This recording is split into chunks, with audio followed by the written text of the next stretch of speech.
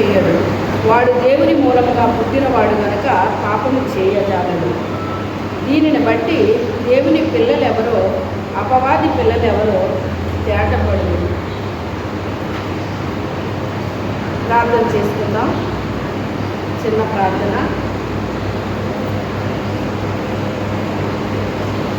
పరిశుద్ధుడైన తండ్రి, మీ వందనాలు స్తోత్రాలు తండ్రి యేసయ్య.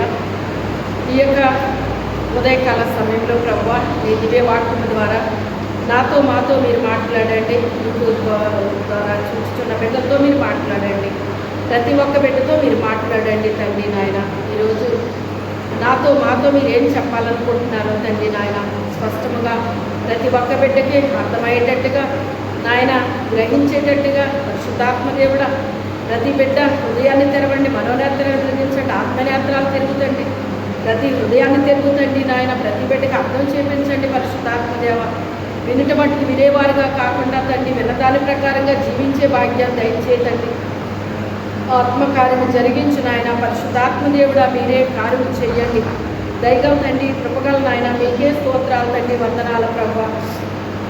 ఆత్మ ప్రభువారు మీకు వందనాలు స్తోత్రాలు చెల్లించుకుంటాం తండ్రి. దైవం తండ్రి కృపగల నాయన మీకే స్తోత్రాలు చెల్లించుకుంటుంది. ఈ దీనురాలు మరుగుపరిచి మాట్లాడవలసిందిగా యేసు అతి పరిశుద్ధ నామమున వేడుకుంటున్నాం తండ్రి, ఆమేన్. హల్లెలూయా. ఇక్కడ యోహాను గారు రాస్తూ ఆయన అంటాడు కదా, దేవుని మూలముగా పుట్టిన ప్రతి వానిలో ఆయన బీజము నిలుచును గనుక వాడు పాపము చేయడు. వాడు దేవుని మూలముగా పుట్టినవాడు గనుక పాపము చేయజాలడు అంటున్నాడు. అంటే దేవుని మూలముగా పుట్టిన వారిలోనంట ఏముంటుందటండి? ఆయన బీజం అంటే ఏంటి? విత్తనం. ఏంటి? విత్తనం. విత్తనం అంటే ఏంటి? వాక్యం. ఆది యందు వాక్యం ఉండెను, వాక్యము దేవుని యొద్ద ఉండెను, వాక్యమే దేవుడు ఉండెను కనుక ఆ యొక్క బీజం అనగా దేవుని యొక్క వాక్యం అంటండి. ఎవరిలో ఉంటుందంట? దేవుని మూలముగా పుట్టిన వానిలో ఉంటుందంటండి. నిలబడిపోతుందంట ఆ వాక్యం వాళ్ళలోని. కనుక వాడు పాపము చేయడు. వాడు దేవుని మూలముగా పుట్టినవాడు కనుక పాపము చేయజాలడు అంటున్నాడు. దేవుని మూలముగా పుట్టాడు కనుక వాడు పాపము చేయజాలడు అని చెప్తున్నాడండి. అయితే ఎందుకు యోహాను గారు ఇలా రాశారు అంటే, ఆయన సువార్తలో రాస్తూ ఏమి రాశారంటే, ఆయన చూడండి, యోహాను రాసిన సువార్త 3వ అధ్యాయము 3వ వచనం. అందుకు యేసు అతనితో, ఒకడు క్రొత్తగా జన్మించితేనే కానీ అతడు దేవుని రాజ్యమును చూడలేడని నీతో నిశ్చయముగా చెప్పుచున్నాను. అందుకు నికోదేము, ముసలివాడైన మనుషుడు ఎలాగూ జన్మింపగలడు?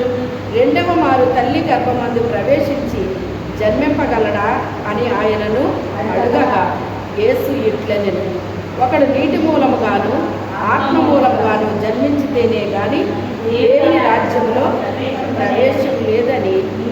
ప్రవేశింపలేడని నీతో నిశ్చయముగా చెప్పుచున్నాను నేను.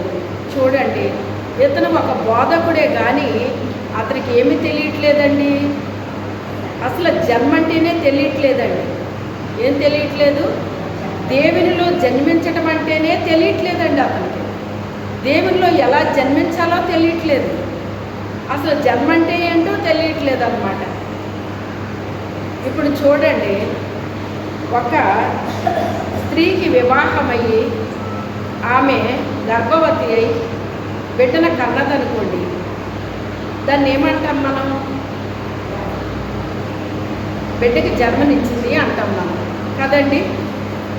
అయితే ఒక ఆమెకి వివాహం అవ్వలేదు కానీ ఒక బిడ్డని పక్కన వేసుకుని పడుకుంది. ఆమె జన్మనిచ్చినట్ట? ఆ బిడ్డకి జన్మనిచ్చిందా? జన్మనివ్వలేదు. కానీ ఆమె ఏం చేసింది అంటే పెంచింది. ఆ బిడ్డని ఏం చేసింది? పెంచింది. కొంతమంది జన్మనిస్తారట, పెంచడం రాదటండి. కొంతమందికి జన్మనివ్వరంట, పెంచడం వస్తుందట అండి. కొంతమందికి జన్మించటమో తెలుసంట, పెంచడమో తెలుసు అంటండి. కనడమో తెలుసు, పెంచడమో తెలుసు. అంటే మొత్తం 3 రకాలు ఉన్నాయి ఇందులో. మొత్తం 3 రకాలు ఉన్నాయండి. అయితే ఇక్కడ ఈయన వాక్యాన్ని బోధిస్తున్నాడో, మరి ధర్మశాస్త్రాన్ని బోధిస్తున్నాడో, ఆయన మరి సమాజ మందిరానికి అధికారి అయిన ఇవన్నీ ఉన్నాయి. కానీ ఆయనకి దేవునిలో జన్మించడం అంటే ఏంటో, ఆత్మలో జన్మించడం అంటే ఏంటో కూడా తెలియట్లేదు అన్నమాట. ప్రభు అంటున్నారు కదా, ఒకడు నీటి మూలముగా ఆత్మ మూలముగా జన్మిస్తే తప్ప పరలోక రాజ్యములో ప్రవేశమే లేదు అని చెప్తున్నాడు ఆయన. అతనికి ఏమర్థమైంది? అతనికి ఏమీ అర్థం కాలేదు. అర్థం కాక ఏమంటున్నాడంటే, ఒకసారి జన్మించాక తల్లి కడుపులోకి ఎలాగెళ్తాడో, ఎలా వెళ్ళి మళ్ళీ జన్మిస్తాడు అతను అంటున్నాడంటే అతనికి ఏమర్థమైనట్టు? చాలామంది పరిస్థితి ఇలాగే ఉందండి ఈ రోజున. క్రీస్తులో జన్మించడం అంటే ఏంటో కూడా తెలియట్లేదండి చాలామందికి. రక్షించబడ్డాం, మారు మనసు పొందాం అంటున్నారు తప్ప ఆ మారు మనసు పొందిన లక్షణాలు కానీ, రక్షించబడిన లక్షణాలు కానీ ఎవరిలో కూడా కనిపించటం లేదండి, కనిపించటం లేదు. ఇలాంటి వారిని చూస్తే దేవుడికి ఆనందం కలుగుతుందా, దుఃఖం కలుగుతుందా? ఏం కలుగుతుందండి దేవుడికి? దేవుడు మన కొరకు ఆయన భూమి మీదకి దిగొచ్చి తన ప్రాణాన్ని అర్పించి 3వ దినాన్ని తిరిగి లేచి మనకి సమస్తాన్ని కూడా ఏర్పాటు చేసేసి పరలోకానికి మనం ఎలా ప్రవేశించాలో ఆయన మార్గాన్ని చూపించి మాదిరిగా జీవించి అన్నీ చేసి వెళ్ళాడండి. అన్నీ కంప్లీట్ చేశాడా లేదా? అంటే ఈ లోకంలో పాపం వెళ్తుంది కనుక మనిషి ఏమైపోయాడు? పాపము చేసి, పాపం అంటే ఏంటి? దేవుడు ఆజ్ఞాపించిన ఆజ్ఞను అతిక్రమించడమే పాపం. ఆయన ఆజ్ఞాన్ని అతిక్రమించడమే పాపం. ఆజ్ఞాతిక్రమమే పాపము కనుక ఆ ఫలాన్ని తినొద్దని చెప్తే ఆ ఫలాన్ని తిన్నందుకు పాపం అతనిలో ఏం చేసింది? ప్రవేశించిందండి. అప్పటి వరకు పరిశుద్ధుడే కానీ ఇప్పుడు ఏమయ్యాడు? అతను పాపి అయ్యాడు. ఒక పాపి పరలోకానికి అర్హత ఉందా? లేదు.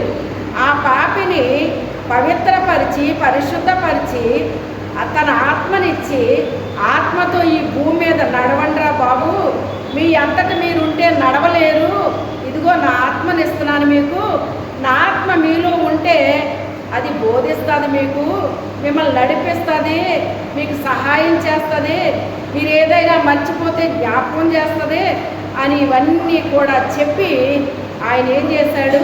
నేను ఉండడం కంటే నేను వెళ్ళడమే మంచిది అని చెప్పేసి అన్నాడు ఆయన. నేను వెళ్ళిపోతే పరిశుద్ధాత్ముడు వస్తాడు భూమి మీదకి, ఆయన వచ్చి సర్వసత్యంలోకి మిమ్మల్ని నడిపిస్తాడు ఆయన. అందుకని నేను ఉండడం కంటే నేను వెళ్ళడమే మంచిది అన్నాడు ఆయన. పరిశుద్ధాత్ముడు చేసే పని ఏంటంట? ఆయన మనిషిని సర్వసత్యంలోకి నడిపిస్తాడటండి ఆయన. అయితే ఆయన ప్రభు వచ్చి మొదటగా సువార్తను ప్రకటించాడండి. ఏం చేశాడు? ప్రజలకి సువార్తను ప్రకటించాడు, సువార్తని బోధించాడండి. అద్భుతాలు చేశాడు, ఆశ్చర్యకార్యాలు చేశాడు, స్వస్థతలు చేశాడు, దెయ్యాల్ని వెళ్ళగొట్టాడు. ఇలాగ అనేకమైన కార్యాలు దేవుడు చేసి చివరికి ఆయన ఏ పని మీద వచ్చాడో ఆ పనిని చేసి ముగించటం జరిగిందన్నమాట అండి. అంటే ఏం ఏర్పాటు చేశాడు దేవుడు? మనకి పరలోకానికి వెళ్ళడానికి మార్గాన్ని సిద్ధపరిచాడు. ఏం చేశాడు? మార్గాన్ని సిద్ధపరిచాడండి. అయితే మనల్ని ఏం చెప్పాడు? మనకి ఒకడు నీటి మూలముగా ఆత్మ మూలంగా జన్మించాలి అని చెప్పాడు. నీటి మూలంగా ఎప్పుడు జన్మిస్తాము? యేసుక్రీస్తు దేవుని కుమారుడని మనము నమ్మి విశ్వసించి ఆయన్ని మన హృదయంలోకి చేర్చుకోవాలి. ఎప్పుడైతే యేసుక్రీస్తుని మనము అంగీకరించామో మనకు అర్థమయ్యేది ఏంటంటే నేను పాపిని అని అర్థమవుతుంది. ఏమర్థమవుతుంది? చిచ్చి ఇప్పటి వరకు నేను పాపం చేశానా, పాపంలో ఉన్నానా, మన మీద తనకేం కలుగుతుందండి? అసహ్యం కలుగుతుందండి, అసహ్యం కలుగుతుంది. అప్పుడు ఆ మనిషి ఏం చేస్తారు అంటే తన పాపాలన్నీ కూడా పరిశుద్ధాత్ముడు వచ్చి ఏం చేస్తాడట? పాపమును గూర్చి, నీతిని గూర్చి, తీర్పును గూర్చి లోకమును ఒప్పింప చేస్తాడు అని చెప్తున్నాడు ఆయన. ఏం చేస్తాడట? పాపమును గూర్చి, నీతిని గూర్చి, తీర్పును గూర్చి లోకముని ఒప్పింప చేస్తాడట. సర్వ సత్యములోకి నడిపిస్తాడటండి పరిశుద్ధాత్మ దేవుడు. అందుకని మనిషి మొదట దేవుని మాట వినాలి. ఏం వినాలి? దేవుడు ఏం చెప్పాడో ఆ మాట వినాలని. విన్న తర్వాత ఏం చెయ్యాలి అంటే విశ్వాసం ఉంచాలండి. ఆ మాట మీద ఏముండాలి? మనకి విశ్వాసం ఉండాలండి. వినటం వలన విశ్వాసము కలుగుతుంది, అది కూడా దేవుని గురించి వినటం వలన కలుగుతుంది అంటాడు. వినాలి. దేవుని గురించి ఎప్పుడైతే మనం విన్నామో విశ్వాసం వస్తుందండి. అందరికీ వస్తుందని నేను చెప్పను, కానీ కొద్ది మందికి వస్తుందండి. వచ్చి వాళ్ళు ఏం చేస్తారంటే నేను పాపిని అని గ్రహిస్తాను. ఏం చేస్తారు? పాపిని అని గ్రహిస్తారు. అంటే వెలుగు వచ్చినప్పుడు చీకటి పారిపోతుందండి. వెలుగైన యేసయ్య, ఆయన వాక్యము వెలుగు. నీ వాక్యము నా పాదములకు దీపమును, నా త్రోవకు వెలుగునై ఉన్నది అని దావీదు గారు రాసినట్లుగా ఈ వాక్యం అనే వెలుగు మన లోపలికి ప్రవేశించినప్పుడు లోపల ఉన్న చీకటి ఏమైపోవాలి? పారిపోతుందండి. ఈ వెలుగు లోపలికి రావాలి అంటే ఆ వెలుగైన యేసయ్యని ఏం చేయాలి? మనం అంగీకరించాలి. ఎందరూ తను అంగీకరించరో వాళ్ళందరికీ ఆయన పిల్లలయ్యే అధికారాన్ని అనుగ్రహించాడట దేవుడు. ఆయన పిల్లలయ్యే అధికారాన్ని అనుగ్రహించాడు. దేవుణ్ణి గురించి వెంటనే కాదు, ఆయన ఏం చేయాలి? మనము అంగీకరించాలి. ఆయన నా కొరకు వచ్చాడు, భూమి మీదకే తన ప్రాణాన్ని నా కొరకు అర్పించాడు. నేను పరలోకానికి వెళ్ళాలని నా పరలోకపు తండ్రి నా గురించి వచ్చాడు అని ఎవరమైతే ఆ విషయాన్ని మనము గ్రహిస్తామో మనము ఆయన్ని ఏం చేస్తామంట? అంగీకరిస్తామంటండి. ఆయన మనము అంగీకరిస్తాము. ఎప్పుడైతే మనస్ఫూర్తిగా మనం అంగీకరించామో అప్పటి నుంచి మనకే కొన్ని శోధనలు వస్తూ ఉంటాయి. ఏమవుతాయి? కొన్ని శోధనలు వస్తూ ఉంటాయి. క్రీస్తుని అంగీకరిస్తే సైతాన్ అలా చూస్తూ ఉంటాడండి. వాడి చేతిలో నుంచి మనం బయటకు వచ్చేస్తే వెళ్ళిపోయారా, వెళ్ళిపోతే వెళ్ళిపోండి అని ఊరుకుంటాడండి. వాడు ఏమైనా అని ఏం చేస్తారు మరి? ఎలాగ వీళ్ళని నేను దేవుల్లో నుంచి తప్పించాలా, వీళ్ళని ఎలాగ వెనక్కి రప్పించాలా, వీళ్ళని ఏ రీతిగా నేను మరి నరకానికి పంపించాలా? ఎందుకంటే నరకం ఎవరి కొరకు ఏర్పాటు చేయబడింది? సాతాను కొరకు ఏర్పాటు చేయబడింది. ఆ సాతాను ఏం చేస్తాడు? నేనే ఎందుకు వెళ్ళాలి నరకంలోకి? నా పిల్లలని నువ్వు మట్టితో తయారు చేసేవే, ఈ మట్టి మనుషుల్ని వాళ్ళని చూసి మురిసిపోతున్నావే, నువ్వు వాళ్ళని చూడు నేను ఎలా తీసుకెళ్తాను అని వాడు మన మీద పగతో కక్షతో రగిలిపోతూ ఉంటాడు. ఇప్పుడు రగిలిపోయి మనల్ని ఏం చేస్తాడు? వాడు దేవుడికి ఏది ఇష్టం లేదో ఆ పనులు చేసేటట్టుగా చేస్తాడు. అర్థమైందా? దేవుడికి ఏది ఇష్టం లేదో ఆ పనులు మనం చేసేటట్టుగా, అంటే దేవుడు మనల్ని చూసి అసహించుకునేటట్టుగా, మనల్ని ద్వేషించేటట్టుగా, మన మీద కోపపడేటట్టుగా ఇవన్నీ ఏర్పాటు చేస్తాడండి. తెలుసా మీకు?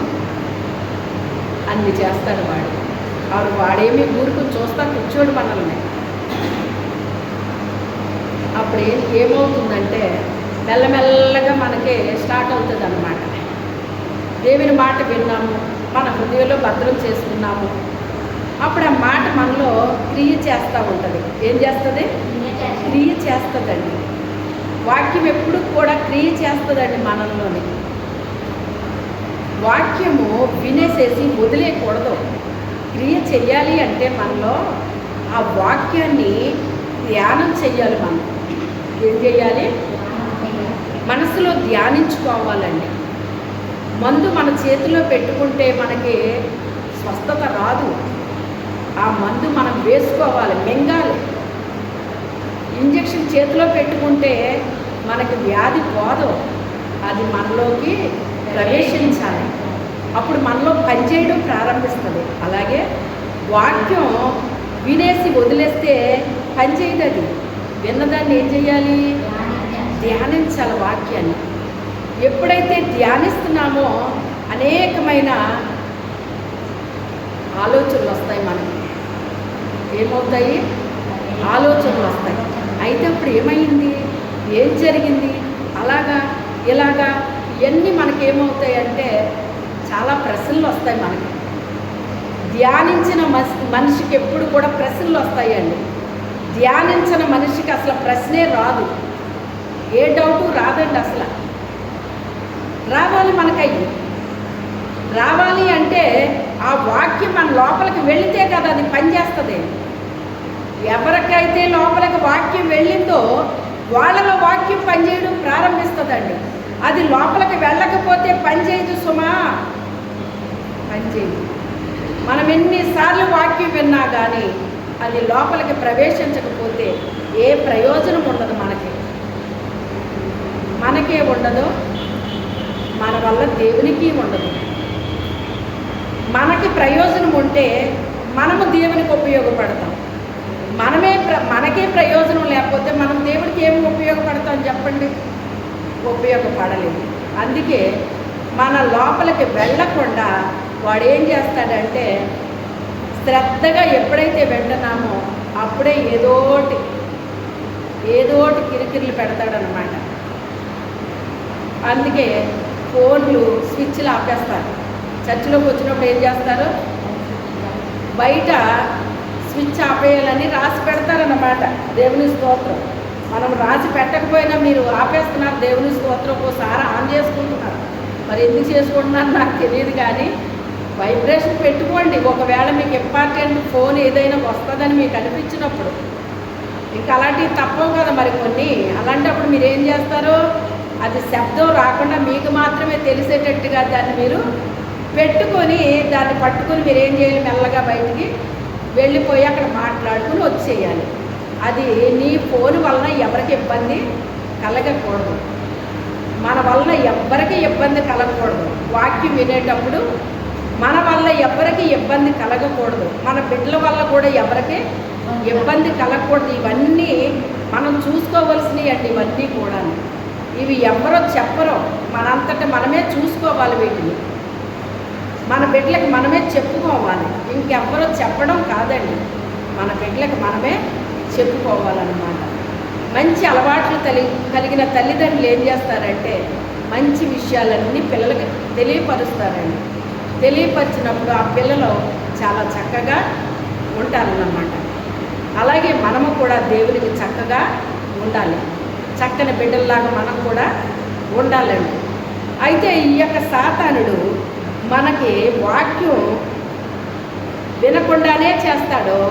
ఒకవేళ వింటే అది లోపలికి వెళ్ళకుండా చేస్తాడు. లోపలికి వెళ్తే పని చేస్తుందేమో అని వాడికి భయం. నమ్మి రక్షణ పొందకుండానట్లుగా వాడు ఏం చేస్తాడని ఉంది వాక్యంలో. వాక్యము పడిన వెంటనే ఆ విత్తనాన్ని ఎత్తుకుని వెళ్ళిపోతాడని ఉందా లేదా? దుష్టుడు వచ్చి ఆ విత్తనాన్ని ఎత్తుకుని వెళ్ళిపోతాడని ఉంది వాక్యంలో. ఎందుకని? ఆ విత్తనము, ఆ వాక్యం అనే విత్తనం మన లోపల పడితే మనకేమవుతుంది? పని జరుగుతుంది అని వాడికి భయం కనుక వాడు ఎత్తుకుని వెళ్ళిపోతాడు అన్నమాట. అందుకే మనం ఎలా ఉండాలి? అశ్రద్ధగా ఉండకూడదు. అశ్రద్ధగా వాక్యం వింటే ఏమొస్తుంది అన్నాడు?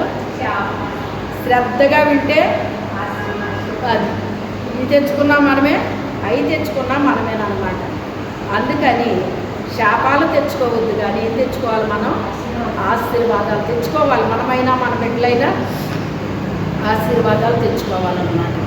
అయితే ఏది ఏమైనప్పటికైనా మరి మన జీవితాల్లో దేవుని వాక్యం అనేటువంటిది చక్కగా పని చేయాలన్నమాట. ఎప్పుడైతే పని చేస్తుందో మనలో వాక్యం, మనలో ఈ చీకటి అనేటువంటిది వెళ్ళిపోవడం ప్రారంభిస్తాం.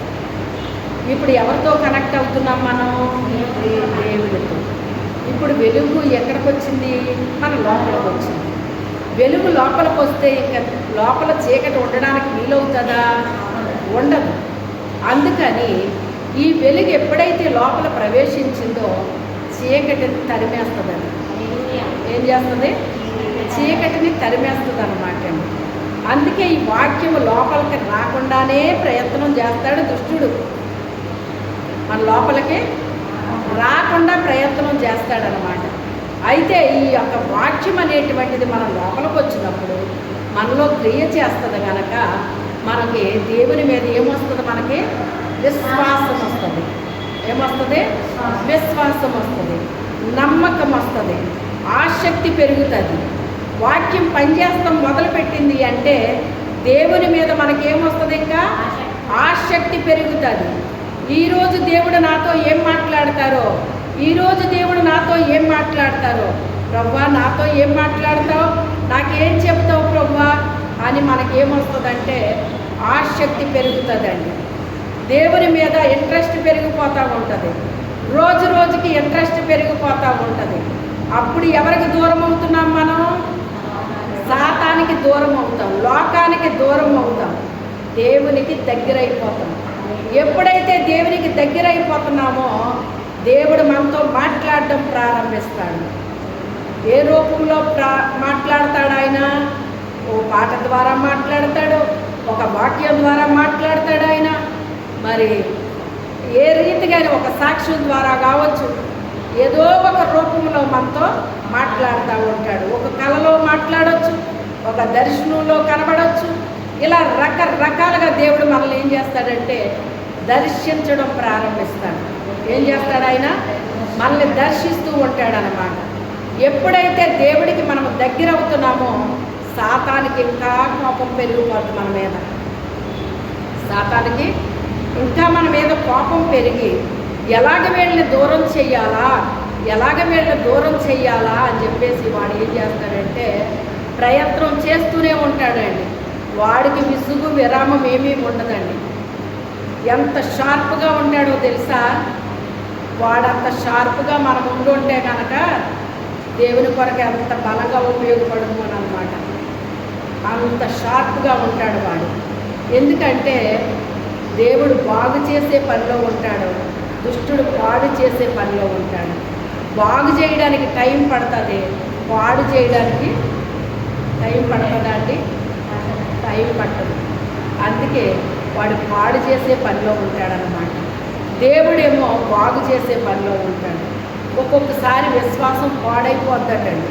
విశ్వాసం పాడైపోతే అంటాడు కదా ఆయన, ఇర్మియా గారు రాస్తూ ఏమంటాడంటే, భ్రష్టులైన పిల్లలారా తిరిగి నా దగ్గరికి రండి, మీ అవిశ్వాసాన్ని బాగు చేస్తాను అన్నాడు ఆయన. అంటే విశ్వాసులే, కానీ విశ్వాసం ఏమైందంట? అసలు అవిశ్వాసగా మారిపోవడం ఏంటండి? ఎంత డేంజరో చూసారా? విశ్వాసే కానీ అవిశ్వాసం ఎలాగొచ్చింది అంటే, ఎలాగొస్తుంది అంటే అవిశ్వాసులతో మనం ఎప్పుడైతే ఏకీభవించామో మనకు అవిశ్వాసం రావడం ప్రారంభిస్తుంది. ఏమొస్తుంది? అవిశ్వాసం రావడం ప్రారంభిస్తుంది. అందుకని ఈ అవిశ్వాసం వచ్చినప్పుడు ఏమైపోతుందంటే మన విశ్వాసం పాడైపోవడం ప్రారంభిస్తుంది. మన విశ్వాసం పాడైపోవడం ప్రారంభిస్తుంది. పాడైపోతే అప్పుడు దేవుని మీద శ్రద్ధ తగ్గుతుందండి. ఏం తగ్గుతుంది? దేవుని మీద శ్రద్ధ తగ్గుతుంది, వేరే వాటి మీద శ్రద్ధ పెరుగుతుంది. ఎంత సులువుగా సాతానుడు పట్టేశాడు. దేవుని మీద ఉండాల్సిన నమ్మకము, దేవుని మీద ఉండాల్సిన విశ్వాసము ఏం చేశాడు? ఇప్పుడు ఆడు మెల్లగా దొంగిలించేశాడు. ఏం దొంగిలించేశాడు? విశ్వాసాన్ని పాడు చేసి పడేశాడు. ఎప్పుడైతే విశ్వాసం పాడైపోయిందో వాళ్ళకి ఏమొస్తుంది అన్నాడు ఆయన? భ్రష్టత్వం వచ్చేస్తుందంట. ఏమొచ్చేస్తుందట? భ్రష్టత్వం వచ్చేస్తుందట. అయినప్పటికైనా ప్రేమ కలిగిన తండ్రి ఆయన అంటాడు కదా, భ్రష్టులైన పిల్లలారా తిరిగి నా దగ్గరికి రండి, మీ అవిశ్వాసాన్ని నేను బాగు చేస్తాను. సాతానుడు మీ విశ్వాసాన్ని ఏం చేశాడు? అవిశ్వాసులతో మీరు స్నేహం చేసేలాగా చేశాడు. వాళ్ళతో మీరు స్నేహం చేశారు, వాళ్ళకున్న అవిశ్వాసం మీకు వచ్చేసి మీకున్న విశ్వాసం ఏమైపోయింది? ఇప్పుడు పాడైపోయింది. పాడైపోవడాన్ని బట్టి మీరు భ్రష్టులైపోయారు. ఏమైపోయారు? భ్రష్టులైపోయారు. అయినప్పటికైనా మీరు తిరిగి నా దగ్గరికి వస్తే మిమ్మల్ని ఏం చేస్తాను? నేను బాగు చేస్తాను. ఏం బాగు చేస్తానన్నాడు? అవిశ్వాసాన్ని బాగు చేస్తానన్నాడు. అవిశ్వాసం బాగైతే ఏమవుతారు? ఇప్పుడు వాళ్ళు విశ్వాసులు అవుతారు. దేవుడు బాగు చేశాడు అంటే ఎలా ఉంటుందో తెలుసా? మీకు బైకులు ఉంటాయి కదా, కార్లు ఉంటాయి కదా, వాటిని మీరు షెడ్కి తీసుకెళ్ళినప్పుడు, మెకానిక్ దగ్గరికి తీసుకెళ్ళినప్పుడు, ఒక్కొక్క మెకానిక్ చాలా టాలెంట్గా ఉంటారన్నమాట. వాళ్ళు ఎలా చేస్తారు అంటే కొత్త దానిలా చేసేసాడట ఆయన. ఎలా చేస్తాడట? మా బైకు మొదట దానికంటే ఇంకా బాగా ఉందండి, ఇప్పుడు చాలా బాగా చేసేసాడండి ఆయన. ఆ మెకానిక్ చాలా నైపుణ్యత కలిగిన వ్యక్తి, చాలా పనోడతను అని మనం ఏమంటాము? ఆ వ్యక్తిని మెచ్చుకుంటాం. ఎందుకని? చాలా బాగా దాన్ని తయారు చేసి మనకి ఇచ్చాడు కనుక. దేవుడు బాగు చేస్తే దానికి తిరిగి ఉంటుందండి. ఒక మనిషి బాగు చేస్తేనే ఇంతలాగా మనం అంటున్నామే, దేవుడే బాగు చేస్తే ఇంకెలా ఉంటుంది? అది ఇంకెంత బాగుంటుంది? ఎంత బాగుందంటే అతని విశ్వాసం బాగైపోయిన తర్వాత అతను మన దేశానికి వచ్చి సువార్త చెప్పి ప్రాణాన్నే పోగొట్టుకున్నాడండి. అంటే ఎంత విశ్వాసం అయిపోయాడు ఇప్పుడు? విశ్వాసంలో వీరుడైపోయాడు అన్నమాట అండి. ఏమైపోయాడు? విశ్వాసంలో వీరుడైపోయాడు అన్నమాట. దానికే విశ్వాస వీరులు ఏమంటారు? వీళ్ళని విశ్వాస వీరులు అంటారు. దేవుడు బాగు చేస్తే అలా ఉంటుంది అన్నమాట అండి. దేవుడు బాగు చేస్తే అలా ఉంటుంది అన్నమాట. విశ్వాసమే కాదు, విశ్వాస వీరుడైపోయాడు అన్నమాట. వీరుడైపోయాడు. ఈ ప్రాణం ఉంటే ఏంటి, పోతే ఏంటి? ఆయన గురించి నేను సువార్తని ప్రకటిస్తాను. నా ప్రాణం తీస్తారా? తీస్తే తిని అన్నంత తన ప్రాణాన్ని కూడా లెక్క చేయకుండా అతను మన దేశానికి వచ్చి సువార్తను ప్రకటించాడండి. మొదటగా రక్షించబడింది బ్రాహ్మణ్ అంటండి. ఎవరో అసలు బ్రాహ్మణ్స్ నమ్ముతారా? కానీ నమ్మాడు ఆయన.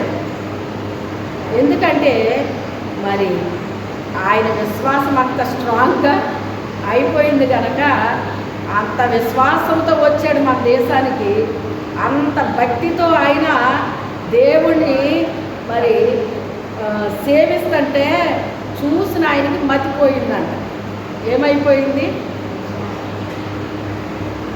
మీరు సేవించే దేవుడు ఎలాంటి వాడో నాకు తెలియదు, కానీ నేను సేవించే దేవుడు ఇలా చేస్తాడు అని చెప్పి రుజువు చూపించాడటండి.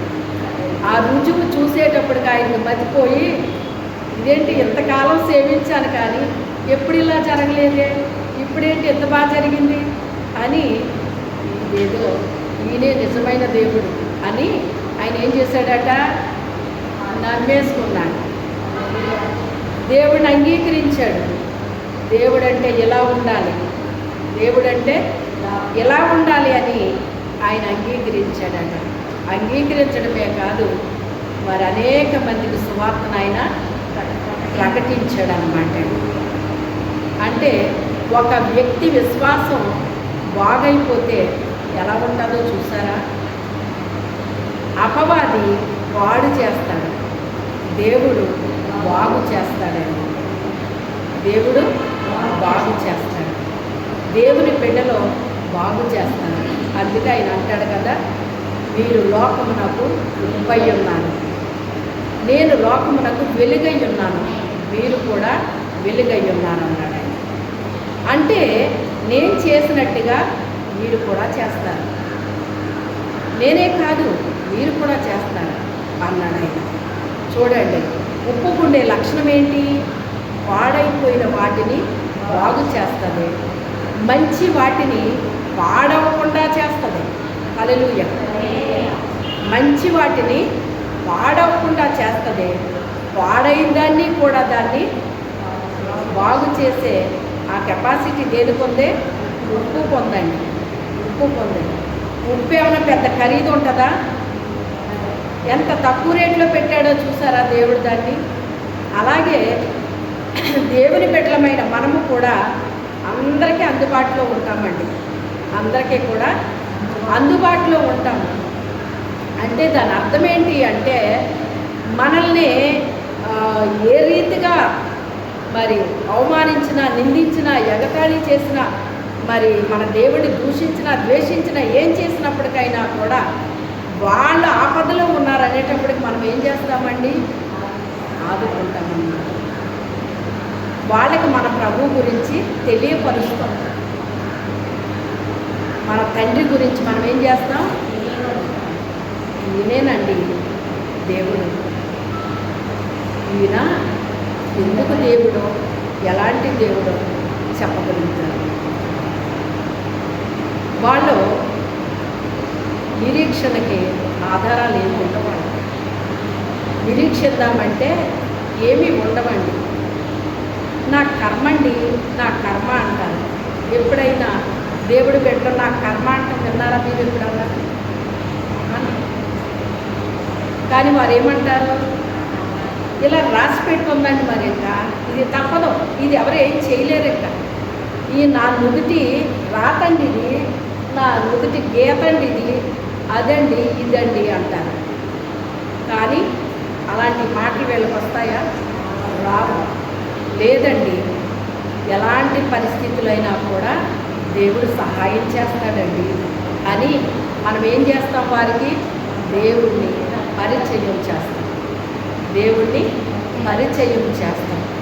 ప్రభువా, ఈ బిడ్డని దర్శించు, ఈ బిడ్డని రక్షించు, ఈ బిడ్డకి జ్ఞానమీ తండ్రి, ఈ బిడ్డకి గ్రహింపీ తండ్రి అని మనం ఏం చేస్తామండి? ప్రార్థన చేస్తాము, వాళ్ళకి దేవుణ్ణి పరిచయం చేస్తామండి. అయ్యో వాళ్ళకి తెలియక మాట్లాడుతున్నారు ప్రభువా అని ఒక్క మాట చెప్తాం. తెలుసుంటే అలా మాట్లాడతారా? మాట్లాడండి. వాళ్ళకి తెలియకలాగా మాట్లాడుతున్నారు ప్రభువా. ప్రభువుని సిలువ వేసినప్పుడు ఆయన కొరడాలతో కొట్టారు, ముళ్ళ కిరీటం పెట్టారు, పక్కలో బైలంతో పొడిచారు. మరి ఎంత భయంకరంగా ఆయన్ని హింసించి, బాధించి, చెడ్డ మాటలు పలికి అన్నీ చేసినప్పటికైనా ఫైనల్గా ఆయన ఏమన్నాడు? ఒక్క మాట, తండ్రి మీరేమి చేస్తున్నారో అంటే వీళ్ళు ఏం చేస్తున్నారో కూడా వీళ్ళకి తెలియట్లేదు. మీరు ఎరుగరంటే ఏంటి? వీళ్ళు ఏం చేస్తున్నారో ఈ లోకానికి ఒక రక్షకుడిగా వచ్చానన్న విషయం వీళ్ళకి అర్థం కావట్లేదు, తెలియట్లేదు. నేను వీళ్ళ కోసం ఏం చేశానో, ఏం చేస్తున్నానో వీళ్ళకి తెలియట్లేదు. ప్రభువా వీరిని క్షమించయ్యా. ఏమంటున్నాడు ఆయన? క్షమించు నాయన. ఎందుకంటే మరి నిర్దోషి రక్తాన్ని అక్కడ చిందిస్తున్నాడు కనుక మరి వాళ్ళకి ఏమి రావాలి? శాపం వస్తుంది. అందుకని మీరేం చేస్తున్నారో వీరికి తెలియదయ్యా, వీరిని క్షమించు నాయన అని ఒక మాట చెప్పాడు ఆయన తండ్రి. ఆలోచించండి, దేవుని బిడ్డలమైన మనము కూడా ఆయన వలే మనకి కూడా అవన్నీ ఇచ్చాడండి. వెలుగులాగా ప్రకాశిస్తాము, ఉప్పులాగా ఉపయోగపడతాము. పాడైపోయే వాళ్ళను కూడా బాగు చేసే ఆ కృపను దేవుడు మనకి ఇచ్చాడండి. పాడైపోకుండా చేసే కృపను కూడా దేవుడు మనకి ఇచ్చాడండి. ఆ వ్యక్తి జీవితం నాశనం అయిపోయింది, నాశనం అయిపోతున్న ఆయనకి సువార్త చెబితే ఏమయ్యాడు? ఇప్పుడు అతను ఒక్క అద్భుతం చూశాడు, ఏమి గోడని చూడలేదు అతను. ఒకే ఒక అద్భుతం చూశాడంట. ఆ అద్భుతం చూసి ఏమైపోయాడు? ఆయన ఈయనే నిజమైన దేవుడని అంగీకరించేశాడు. అంగీకరించేయటమే కాదు, అనేక మందికి తెలియపరిచేశాడండి. దేవుణ్ణి మనం అంగీకరించినప్పుడు మన మనసులో మాత్రమే పెట్టుకోమండి. అనేక మందికి ఏం చేస్తాం, మనం ప్రకటన చేస్తాం, ఆయన గురించి తెలియపరుస్తామండి. వాళ్ళ నమ్మినా నమ్మకపోయినా మనం ఏం చేస్తాము, తెలియపరుస్తూనే ఉంటాం, చెప్పుతూనే ఉంటాం. విసుగు విరామం ఉండదు మనకి. వాళ్ళు వినలేదని వాళ్ళ మీద మనకేమి రాదు. ఎన్నిసార్లు చెప్పానండి వీళ్ళకి, నేను ఇంకెంతకాలం చెప్పాలి వీళ్ళకి అని అనిపించదటండి. ఇంకొకసారి చెప్పు చూద్దాం, ఇంకొకసారి చెప్పు చూద్దాం అని ఏం చేస్తామంటేనంట, సహనము, ఓర్పు, దీర్ఘశాంతము ఇవన్నీ ఉన్న కారణాన్ని బట్టి ఇంకొకసారి అని మనం ఏం చేస్తామంటే ప్రయత్నం చేస్తూ ఉంటాం. చూడండి, దేవుని యొక్క బీజము మనలో ఉంటే మనం ఎలాగుంటామంట, పాపము చేయమంటండి. పాపము చేయచాలదు అంటే దేవుని ఆజ్ఞని అతిక్రమించరటండి. దేవుడు ఏం చెప్పాడో అదే చేస్తారంట, కానీ దేవుడు చెప్పని వాళ్ళు చెయ్యరంట. అయితే సాతానుడు ఏం చేస్తాడంటే అండి, చాలా కుయుక్తిగా పనిచేస్తాడు అన్నమాట. ఎక్కడ చెరుపుతాడు అంటే మనసును చెరుపుతాడంట. మనిషిని చెరపడాడు, మనసును చెరుపుతాడు. మనసు చెడిపోతే ఆటోమేటిక్గా మనిషి చెడిపోతాడండి. అందుకే మనిషిని చెరపడు కానీ మనసును చెరుపుతాడనమాట. మనసును చెరిపేస్తాడు వాడు. అందుకే మనిషి ఆటోమేటిక్గా ఏమైపోతాడో చెడిపోవడం ప్రారంభిస్తాడన్నమాట. చెడిపోయిన వారితో మనము స్నేహాలు చేస్తుంటే, మనము సహవాసాలు పెట్టుకుంటుంటే మనము చెడిపోతాం. ఎందుకని, ఒక పాడైపోయిన దాని పక్కనే ఒక శ్రేష్టమైన ఫలాన్ని పెడితే అది కూడా ఏమైపోతుంది, ఎందుకని పాడైపోతుంది, దాన్ని బట్టి ఇది కూడా పాడైపోతుందండి. వాళ్ళ స్నేహం పట్టావా, అయితే వాళ్ళకిలాగే నువ్వు తయారవుతుంది. ఎందుకని, వాళ్ళ పాడైపోయిన వాళ్ళు స్నేహం పడితే ఏమైపోతారు, పాడైపోతారండి.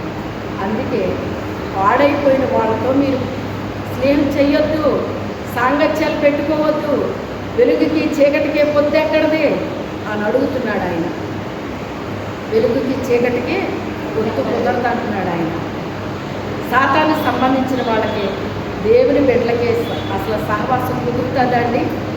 వెలుగుకి చీకటికి పొద్దు కుదురుతుందండి? కుదరదు.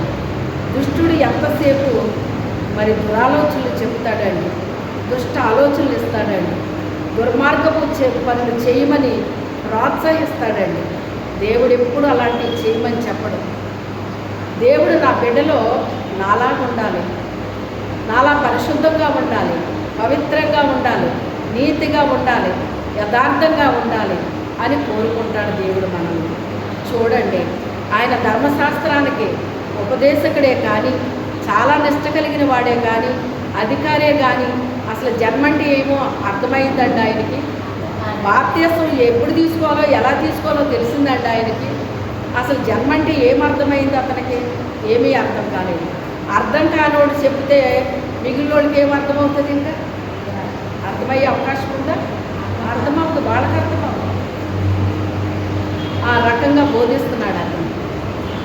అయితే చూడండి, పేతురు గారు ఆయన ప్రభువుని వెంబడించాడు, శిష్యుడిగా పిలిచాడు, ఆయన వెంబడించాడు.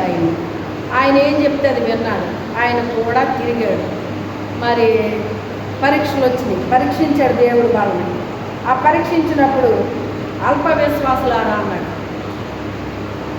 ఏమన్నాడు ఆయన? అల్ప విశ్వాసులారా అన్నాడు. అంటే ప్రభు కూడానే ఉన్నాడు, కానీ వాళ్ళకి భయం వేసేస్తున్నాడు. కొన్నిసార్లు మన జీవితాల్లో కూడా ప్రభు ఉంటారు, ఉన్నా సరే మనకి ఏమొచ్చేస్తుందండి? భయంకరమైన భయం అన్నమాట. అసలు దేవుడు మనలో ఉన్నాడన్న విషయం కూడా తెలియదు మనకు. ఆ రకంగా గురైపోతారన్నమాట అండి. అయితే ఆయన కూడా అలాంటి వాటిలో మరి భయపడ్డాడు. అవన్నీ కూడా ఏంటి అంటే ప్రారంభపు దినాలండి అవన్నీ కూడా. ఏం దినాలో? మొదట మెట్లు అన్నమాట అండి ఇవన్నీ కూడా. దేనికైనా కూడా మొదటి మెట్టుతో ప్రారంభం అవుతుంది అంటారు.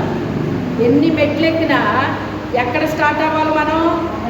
మొదటి మెట్టు నుంచే స్టార్ట్ అవుతాం అన్నమాట. అలాగే ఆ మొదటి మెట్టులో జరిగే విషయాలన్నీ జరిగినాయి వాళ్ళ జీవితాల్లో. చివరికి అతను ఏ రేంజ్కి వెళ్ళిపోయాడు అంటే, పరిశుద్ధాత్మ శక్తిని పొందుకునేంత వరకు మీరు ఎక్కడికి వెళ్ళొద్దు అని చెప్పాడు ఆయన. చెప్పినప్పుడు ఆ పరిశుద్ధాత్మను కుమ్మరించమని 10 దినాలు ఎడతెరిపి లేకుండా ప్రార్థన చేశారు వాళ్ళు. కానీ పరిశుద్ధాత్మ కుమ్మరింపు జరిగిందా? జరగలేదు. అయితే వాళ్ళు ఏం చేశారు అంటే, సరే మరి ఆత్మ మన మీద కుమ్మరించబడలేదు, అయినా మనం 11 మంది ఉన్నాం కదా, 12వ ఓడిని కూడా కలుపుకుంటే మంచిది అని చెప్పి పేర్లు పెట్టి చీటీలు వేశారటండి. మత్తి అనే వ్యక్తి పేరు మీద చీటీ వచ్చింది. అప్పుడు అతన్ని 12వ శిష్యుడిగా యాడ్ చేసుకున్నారు వాళ్ళు. ఇప్పుడు 12 మంది అయిపోయారు. పెంతెకొస్తు అనే పండుగ దినం వచ్చింది. ఆ పండుగ దినాన్ని వాళ్ళందరూ ఒక చోట కూడుకున్నారట. అప్పుడు వాళ్ళ పరిశుద్ధాత్మ కొరకు కనిపెట్టలేదు, కానీ పరిశుద్ధాత్ముడు వాళ్ళ మీదకే కుమ్మరింపు జరిగిపోయింది. వేగముగా వీల్చు బలమైన గాలి వంటి ఒక ధ్వని ఆకాశము నుంచి వచ్చి వారు కూర్చున్న ఇల్లంతా కూడా నిండిపోయిందని, ఒక్కొక్కరి మీద వ్రాలగా, ఒక్కొక్క జ్వాల ఒక్కొక్కరి మీద వ్రాలగా వాళ్ళ వాక్శక్తితో నింపబడి వాళ్ళు ఏం చేశారట? అన్య భాషలతో మాట్లాడారట. మాట్లాడినప్పుడు అక్కడ ఉన్న వాళ్ళందరూ కూడా ఏమన్నారంటే, వీళ్ళు ఏమైనా మద్యం తాగేశారా ఏంటి? ఏమైనా తాగేశారా వీళ్ళు? ఏంటి ఇలాంటి మాటలు మాట్లాడుతున్నారు? వీళ్ళందరూ గలలీయులు కారా? వీళ్ళంతా మన భాషలో మాట్లాడుతున్నారు ఏంటి వీళ్ళు అని చెప్పి అక్కడున్న వాళ్ళు ఆశ్చర్యపోయి వాళ్ళతో గొడవకు దిగిపోయారట. గొడవకు దిగిపోయినప్పుడు మీరు గమనించండి, పేతురు గారిని, నువ్వు యేసు ప్రభుతో ఉన్నావు కదా, ఇతను కూడా యేసు ప్రభుతో ఉన్నాడు అని చిన్న పిల్ల వచ్చి చెప్పిందంట. ఏ అమ్మాయి, ఎవరిని చూసి ఎవరు అనుకుంటున్నావు నువ్వు? నేను కాదు, నేను ఆయనతో ఉండడం ఏంటి, నాకు అసలు ఆయన ఎవరో తెలియదు అన్నాడు. నువ్వు ఉన్నావు కదా, ఆయనతో ఉన్నావు కదా అంటే, లేదు లేదు నేను ఆయనతో లేను అని ముమ్మారు అబద్ధం చెప్పాడు. ప్రభువా, నీ కొరకు నేను ప్రాణం ఇవ్వాల్సి వచ్చినా నేను ప్రాణం ఇస్తానయ్యా అన్నాడు. కోడి కూయక ముందు ముమ్మారు అబద్ధం చెప్తావు పేతురు, నేను ఎరుగునని చెప్తావు నా గురించి అన్నాడు ఆయన. అంటే లేదు ప్రభువా, నా ప్రాణం పోయినా నేను అబద్ధం చెప్పను ప్రభువా అన్నాడు. అన్నప్పుడు ఆయన ఏం చేశాడు? ఈ అబద్ధం చెప్పిన తర్వాత మూడోసారి చెప్పాక కోడి కూసింది. అప్పుడు ఆ మాటలు గుర్తొచ్చి ప్రభు తట్టు చూశాడట. నేను అన్నది నెరవేరిందా పేతురు అన్నట్టుగా ఆయన చూశాడట సిలువలో నుంచి. చూసినప్పుడు ఆయన ప్రక్కకి వెళ్ళిపోయి, నా ప్రభువా, నా తండ్రి, నువ్వు అన్నట్టుగానే నేను అబద్ధం చెప్పేశానయ్యా, ఎలాంటి వాడిని ప్రభువా, నేను ఎలాంటి పిరికివాడినని నేను అనుకోలేదు ప్రభువా, నన్ను క్షమించయ్యా అని పశ్చాత్తాపడ్డాడండి. పశ్చాత్తాపడితే ప్రభు అతన్ని క్షమించాడండి. ఆ తర్వాత ఇదంతా కార్యక్రమం జరిగిందన్నమాట. ఇప్పుడు పరిశుద్ధాత్మతో నింపబడిన ఈ పేతురు ధైర్యంగా లేచాడటండి. ఆ రోజుని చిన్న పిల్ల మాట్లాడితే భయపడిన పేతురు ఈ రోజుని ఎక్కడ నిలబడ్డాడు? ఆ ప్రజల మధ్య నిలబడ్డాడండి. వాళ్ళందరూ ఏళ్ళ పరిశుద్ధాత్మ పొందుకుంటే వాళ్ళకి వచ్చిన నష్టం ఏంటండి? వాళ్ళకేమైనా నష్టం ఉందా? వీళ్ళ వల్ల వాళ్ళకేమైనా నష్టం ఉందా? సాతానికి నష్టం. ఎవరికి నష్టం? ఇప్పుడు వీళ్ళు అభిషేకాలు పొందుకున్నారంటే, అగ్నిని పొందుకున్నారంటే నష్టం ఎవరికి? సాతానికి నష్టం. ఇప్పుడు పేతురికి వాగ్దానం ఇచ్చాడు దేవుడు. ఏమని? పేతురు, నువ్వు మనుషులు పట్టే జాలరగా నిన్ను చేస్తానన్నాడు దేవుడు. అతనికి వాగ్దానం ఇచ్చాడు. ఆ వాగ్దానము సాతాను వింటాడు. వాగ్దానం పొందుకున్న విన్న మనకి గుర్తు ఉంటుందేమో కానీ ఎవరికి గుర్తు ఉంటుంది? ఈడు పట్టేసుకుంటాడో మనుషుల్ని, ఈడు ఎలా పట్టుకుంటాడో నేను చూస్తానని ఆడికి తిరిగితనాన్ని కలిగి చేసి అబద్ధం చెప్పించేశాడు. అక్కడ భయం పుట్టించేశాడు మనిషికి. మన జీవితాల్లో కూడా కొన్ని పరిస్థితుల్లో దేవుని కొరకు భయం పుట్టిస్తాడు. నువ్వు చాలా ధైర్యంగా ఉంటావు, చాలా ధైర్యంగా మాట్లాడతావు, కానీ టైం వచ్చినప్పుడు వాడు నీకేం పెడతాడు? పిరికితనం పెడతాడు. నీ ధైర్యం ఎక్కడ పోద్దో నీకే తెలియదు. అసలు నేనేనా అని నీకే ఆశ్చర్యం కలిగే రీతిగా నీకు భయం పుట్టిస్తాడు. భయం పుట్టిస్తాడు. భయం పుట్టించాడా లేదా? సాతానుడు చేసేది సాతానుడు చేస్తే దేవుడు చేసేది దేవుడు చేస్తాడు. వాగ్దానం చేసిన వాడు నమ్మదగిన దేవుడు గనక ఆయన వాగ్దానం చేసింది తప్పకుండా నెరవేర్చి తీరుతాడు ఆయన. హల్లెలూయా.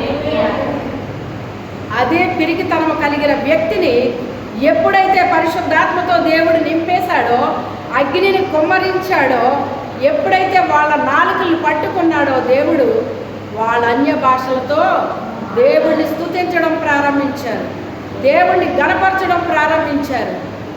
ఎప్పుడైతే గణపరుస్తున్నారో, ఎప్పుడైతే దేవుణ్ణి స్తుతిస్తున్నారో, అగ్ని వేళ మీద కుమ్మరింపు జరిగిపోయిందో, మొదటిసారి అగ్ని దిగిందండి వాళ్ళ మీద. హల్లెలూయా. పరిశుద్ధాత్మతో మీకు బాప్తీసం ఇచ్చేవాడు నా వెనకాల వస్తున్నాడని ఎవరు చెప్పారు? యోహాను గారు చెప్పాడు.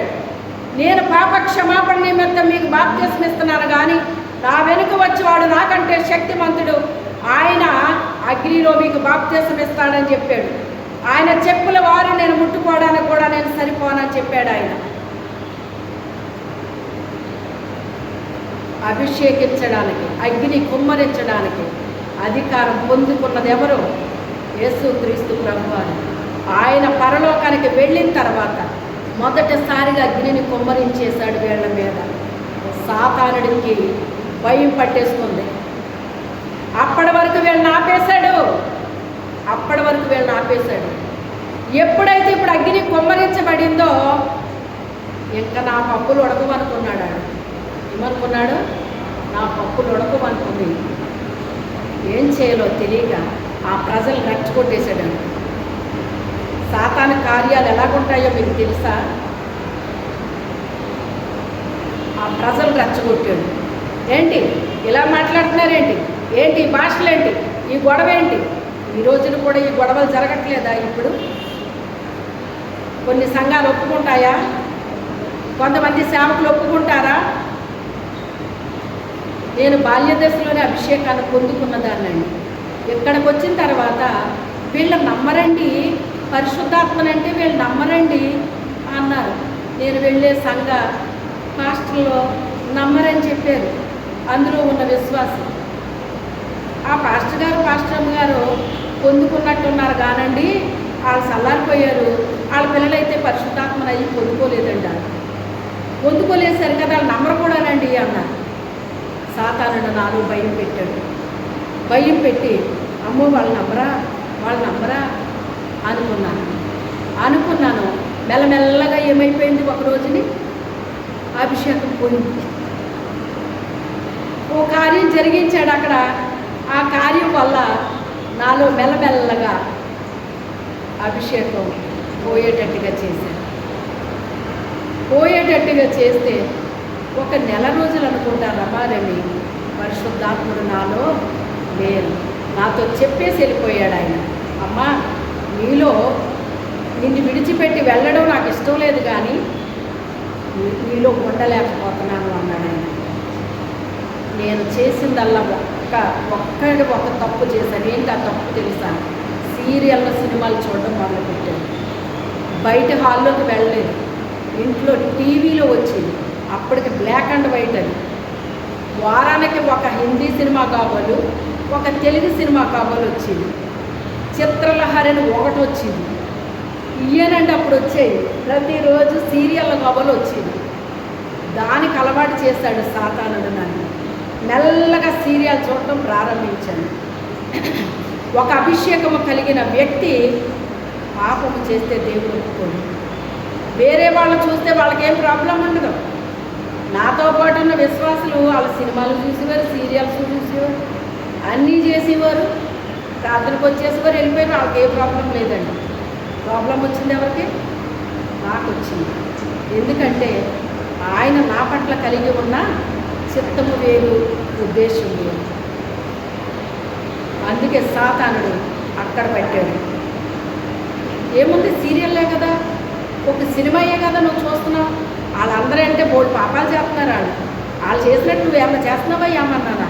వాళ్ళు చాలా పాపలాళ్ళు, వాళ్ళు అలాంటోడు ఇలాంటోడు, ఇలాంటి ఆలోచన నాకు చెప్పాడు సాతాను.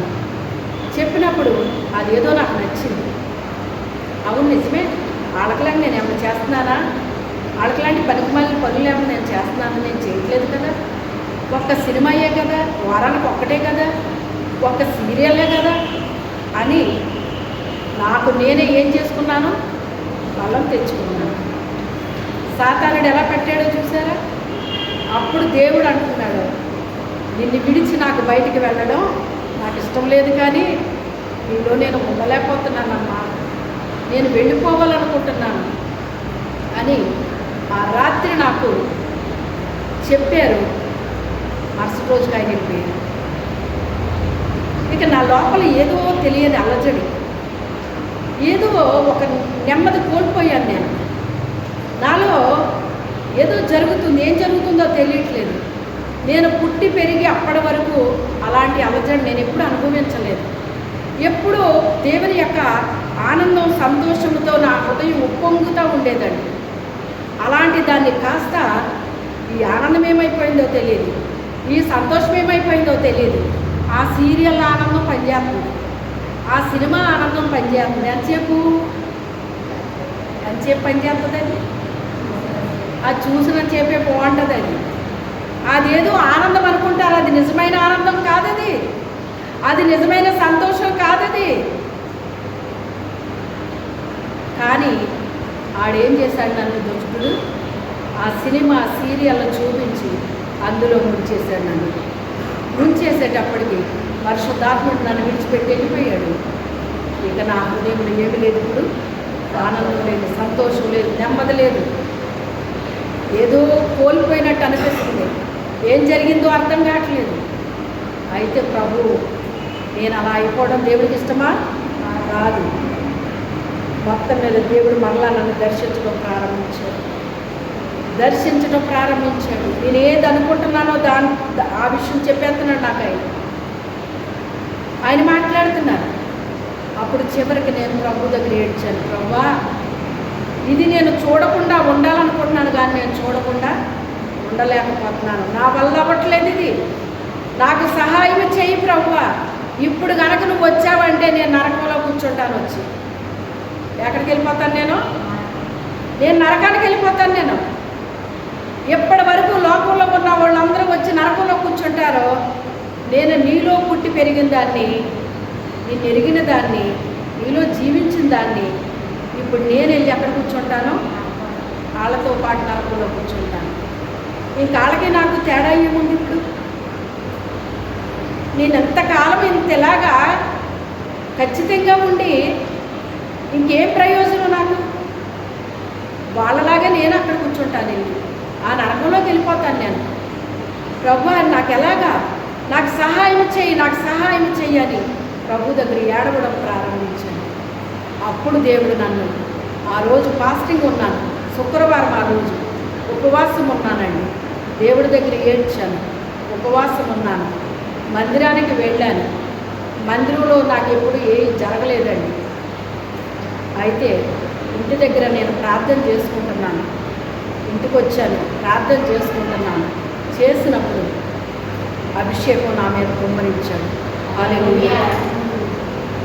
అన్య భాషలు వచ్చేసినాయి. మరలా అన్య భాషలు ఎంత ఈజీగా వచ్చి అంటే అండి, నాకు వంట చేసుకుంటూ నేను అన్య భాషలు మాట్లాడుకునేదాన్ని, తుడుచుకుంటూ నేను అన్య భాషలు మాట్లాడుకునేదాన్ని, బట్టలు ఉతుకుతూ అన్య భాషలు మాట్లాడేదాన్ని. అప్పట్లో చిన్న వయసులో పొందానేమో, అభ్యాసం అయిపోయినాయి నాకు. ఇంకా నా నాలుక మాట్లాడేస్తూ ఉండేదన్నమాట. నేను ప్రయాణం చేస్తుంటే బస్సులో కూర్చున్నప్పుడు భాషలో మాట్లాడుకునేదాన్ని. అలాగే ఆ టైము ఈ టైము నేను చేసుకునే పనికి నాకు అసలు సంబంధం ఉండేది కాదు. నా ఆత్మ దేవునితో కనెక్ట్ అయిపోయి దేవునితో ఆనందిస్తూ ఉండేదన్నమాట అండి. అంత ఈజీగా భాషలు మాట్లాడేది నేను, నాకు అసలు భాషలే రాకుండా పోయింది. ఇప్పుడు మరల అభిషేకం వచ్చింది. ప్రభువా నీ భాషలు నా మీద, నాకు భాషల వరమీ ప్రభువా అన్నాను మళ్ళీ. అప్పుడు నా నాలుక భాష మాట్లాడడం ప్రారంభించింది. హల్లెలూయా. తండ్రి వీళ్ళెవరో నమ్మితే ఏంటి, నమ్మకపోతే ఏంటి, నాకు వాళ్ళకి అది లేదు. వాళ్ళకి లేనప్పుడు ఇది లేదని చెప్పడానికి వాళ్ళెవరు అసలు? అవునంటారా కాదంటారా? ఇప్పుడు మనం ఇంజనీరింగ్ చదవలేదండి, ఇంజనీరింగ్ లేదని మనం అంటే బాగుంటుంది ఏమన్నానే? మనం చదవలేదు అంతే. మనం డాక్టర్ కోర్సు చదవలేదు, ఆ డాక్టర్ కోర్సు ఏం లేదు, ఆ ఏదో స్టెథోస్కోప్ వేసేసుకుంటారు వాళ్ళు, అలాగా ఏయో ఇంజక్షన్ చేసేస్తారు అని మనం అంటే ఏమన్నా బాగుంటుందండి? మనం చదవలేదని అది లేదంటే బాగుంటుందా? వాళ్ళకి ఆ అనుభవం లేదు, దాని రుచి వాళ్ళకి తెలియదు, ఆ టేస్ట్ వాళ్ళకి తెలియదు, ఆ అనుభవం వాళ్ళకి లేదు. లేనప్పుడు ఏం చేశారు అంటే అది లేదు అని చెప్పారు వాళ్ళు. ఇప్పుడు నేను తీసుకున్నా తీర్మానం, వాళ్ళు లేదని చెప్తే నేను నమ్మడం ఏంటయ్యా, నేను పోగొట్టుకోవడం ఏంటి? తప్పు వాళ్ళది కాదు నాది, తప్పు వాళ్ళది కాదు నాది తప్పు, నన్ను క్షమించు. వాళ్ళేదో వాళ్ళకి లేదు కనుక వాళ్ళు చెప్పారు, వాళ్ళు లేదని చెప్తే నేను వాళ్ళ మాట వినడం ఏంటి, నేను దాన్ని నమ్మడం ఏంటి? నాకు మీరు నాకు తెలియని వయసులో ఇచ్చేశారు మీరు, అందుకే దీని విలువ నేను తెలుసుకోలేకపోయాను ప్రభా. ఎవరికో లేదని చెప్తే నేను నమ్మడం ఏంటయ్యా, నువ్వు నాకు ఇచ్చి నేను పోగొట్టుకోవడం ఏంటి? ఇది వాళ్ళ తప్పు కాదు, ఇది నా తప్పు, నన్ను క్షమించయ్యా. ఈసారి నువ్వు నాకు ఇస్తే ఇక పరలోకం నుంచి దేవదూత దిగొచ్చి ఇది పరిశుద్ధాత్మ కాదు అని చెప్పినా కూడా నేనేం చేయను, ఇంకా నేను పోగొట్టుకోను. ఇంకా ఎవరు దిగొత్తేని ఎక్కడికి పెట్టానో చూసారా? పరలోకం నుంచి దేవదూత దిగొచ్చి చెప్పినా కూడా ఇంక నేనేం చేయను, నేను పోగొట్టుకోను అని దేవుడి దగ్గర ఒప్పందం చేసుకున్నాక అప్పుడు ఆత్మను కుమ్మరించాడు దేవుడు. నా హృదయంలో జరగాలండి కార్యం. మందిరంలో జరిగేది మందిరంలో జరుగుతుంది, మన హృదయంలో జరగాలి. హృదయంలో జరిగినప్పుడు ఆత్మ మందిరంలో అయినా కుమ్మరించబడుతుంది, ఇంట్లో అయినా కుమ్మరించబడుతుంది, ఎక్కడైనా కుమ్మరించబడవచ్చు, చెప్పలేం మనం. ఎక్కడైనా కుమ్మరించబడవచ్చు, చెప్పలేం మనం. అప్పుడు అన్య భాషలో కూడా ఇచ్చేశాడు దేవుడు. తండ్రి ఇక ఎన్నటికి నేను పోగొట్టుకోను అని తీర్మానం కలిగి నేనున్నాను. సాతానుడికి పిచ్చెక్కిపోయింది. ఏమైపోయింది? నెమ్మదిగా అభిషేకాన్ని పోయేలా చేసేసాను, కానీ ఏం చేసింది ఇప్పుడు మళ్ళీ తిరిగి? ఇప్పుడు పరలోకం నుంచి దేవదూత దిగొచ్చి చెప్పినా కూడా నేను నమ్మనట్టుంది, ఇంకేం చెయ్యాలి అనుకున్నాడు. ఇప్పుడు ఆడికి ఏమొచ్చింది? పిచ్చి పట్టింది నా విషయంలో, పిచ్చి పట్టింది. ఆ మనుషులు నేను తృణీకరించలేదు, ఎప్పుడు నేను ఎగతాళి చేయలేదు, కానీ వాళ్ళకి తెలిసి తెలియని మాటలు చెప్తే ఎప్పుడు కూడా నేను వాటిని పాటించలేదు. నా దేవుడు ఏం చెప్పాడో అది నేను పాటించుకుంటా వెళ్ళిపోతున్నాను. ఆ తర్వాతే దేవుడు నాకు సేవ ఇవ్వడం ఇవన్నీ జరిగినాయి అన్నమాట అండి. ఇదంతా నేను ఎందుకు చెప్తున్నాను అంటే దేవుడిచ్చిన వాగ్దానాన్ని సాతానుడు వింటాడండి. మనకి ఏ వాగ్దానాలు ఇస్తున్నాడు అవన్నీ కూడా వింటాడు. మనం మర్చిపోవచ్చేమో కానీ ఆడు మర్చిపోడు. ఆడు మనల్ని ఎక్కడి వరకు మభ్యపెట్టాలి అక్కడి వరకు మభ్యపెట్టుకుంటూ వచ్చేస్తాడు అన్నమాట. అక్కడి వరకు మభ్యపెట్టుకుంటూ వచ్చేస్తాడు. ఏది ఏమైనప్పటికైనా హృదయంలో పవిత్రత లేకుండా పరిశుద్ధాత్ముడు లోపలికి రాడు. గుర్తుపెట్టుకోండి. మొదట మనిషి హృదయంలో ఏముండాలి? హృదయంలో పవిత్రత ఉండాలి, ఆలోచనలో పవిత్రత ఉండాలి, తలంపుల్లో పవిత్రత ఉండాలి, నడవడికలో పవిత్రత ఉండాలి. మన ప్రతి పరిస్థితిలో కూడా పవిత్రత ఉండాలి. అప్పుడే పరిశుద్ధాత్ముడు మన లోపలికి వస్తాడు, మన లోపల నివసిస్తాడు, సర్వసత్యములోకి నడిపిస్తాడు ఆయన, అన్నీ బోధిస్తాడు ఆయన. ఇప్పుడు మొదటిసారిగా అగ్నిని కుమ్మరించాడు ఆయన సంఘం పైన. ఏ సంఘం అది?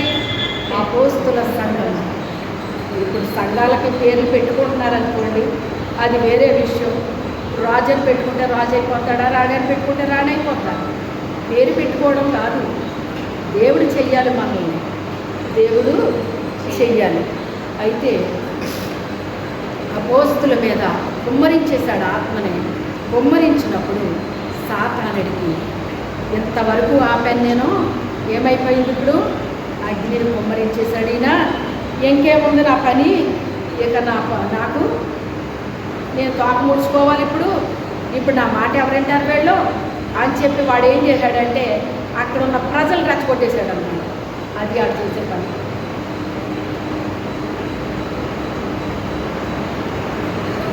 వాళ్ళు వచ్చి అంటారు కదా, ఏళ్ళ పరిశుద్ధాత్మ పొందుకుంటే వాళ్ళకి వచ్చిన నష్టమైంది. నష్టమేముందా? నష్టం ఉందా? మరి నష్టం లేకపోతే పెట్టి వాళ్ళు కనుక మారిపోతేనా మరి సాధారణంగా నష్టమా కదా? ఒక ఆత్మ ప్రభులోకి వచ్చేసిందంటే ఆడికి నష్టమా కదా? అందుకని ఏం చేశాడంటే వాళ్ళందరూ రెచ్చగొట్టేసాడు అనమాట.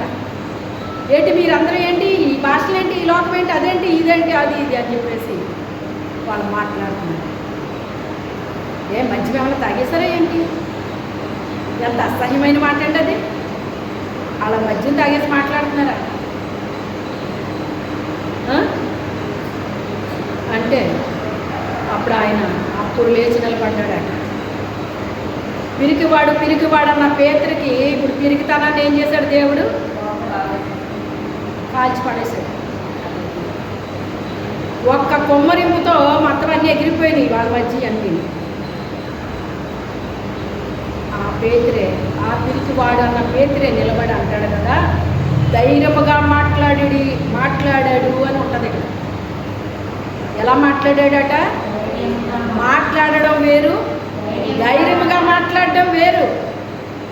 పొద్దు పొడిచి జామైనా కాలేదు, మేము మద్యం ఎలా తాగుతామయ్యా? అంచె దినముల్లో మనుషులందరి మీద నా ఆత్మను కుమ్మరిస్తానని యోగేలు ప్రవచించలేదా?